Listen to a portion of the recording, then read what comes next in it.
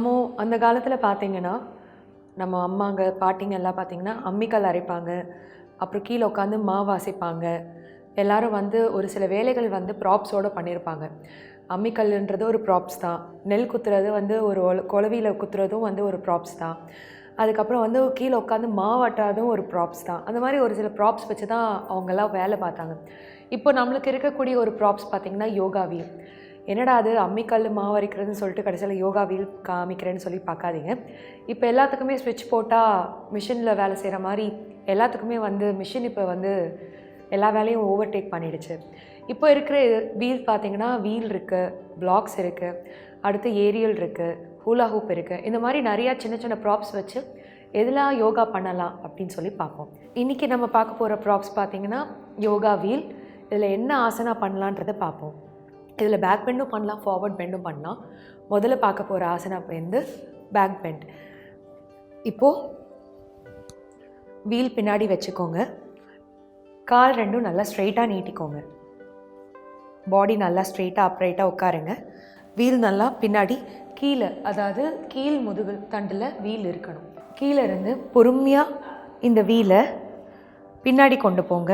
பின்னாடி இருக்கிற முதுகு தண்டு வரைக்கும் இந்த வீலை நல்லா கொண்டு போயிடுங்க. இப்போது பொறுமையாக கையை நல்லா மேலே உயர்த்தி ஸ்லோவாக வீலை பிடிச்சிருங்க. இப்போ இந்த வீலிருந்து பொறுமையாக தலையை கீழே ட்ராப் பண்ணுங்கள்.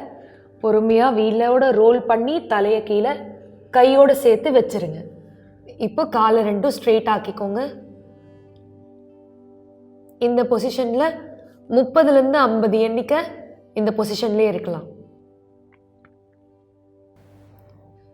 மெதுவாக பொறுமையாக எப்படி போனீங்களோ அதே மாதிரி வந்துடணும். மெதுவாக கீழே வந்துட்டு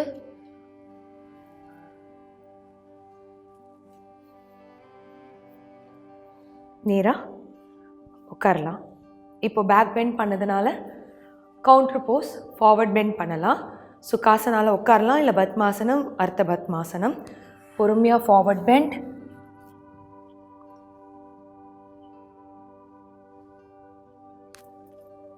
and then slowly relax. இப்போது இந்த ஆசனம் யாரெல்லாம் பண்ணலான்னு பார்க்கலாம். இந்த ஆசனம் வந்து கூன் போட்டு உட்காடுறவங்க, எப்போவுமே வந்து மொபைல் ஃபோன் நோண்டுறவங்க, மொபைல் ஃபோன், லேப்டாப் வீட்டில் உட்காந்தபடி வேலை செய்கிறப்போ எல்லோரும் பார்த்திங்கன்னா அவங்களோட போஸ்டரே மாறி இருக்கும். கூன் போட்டு தான் உட்காருவீங்க, நேராக நிமிர்ந்து உட்காந்துருக்க மாட்டீங்க. இந்த மாதிரி இருக்கிறவங்க பொறுமையாக இந்த வீல் வச்சு உங்களோட போஸ்டர் கரெக்ட் பண்ணலாம். இதிலேருந்து நீங்கள் கூன் போட மாட்டீங்க, நல்லா நிமிர்ந்து உட்காருவீங்க.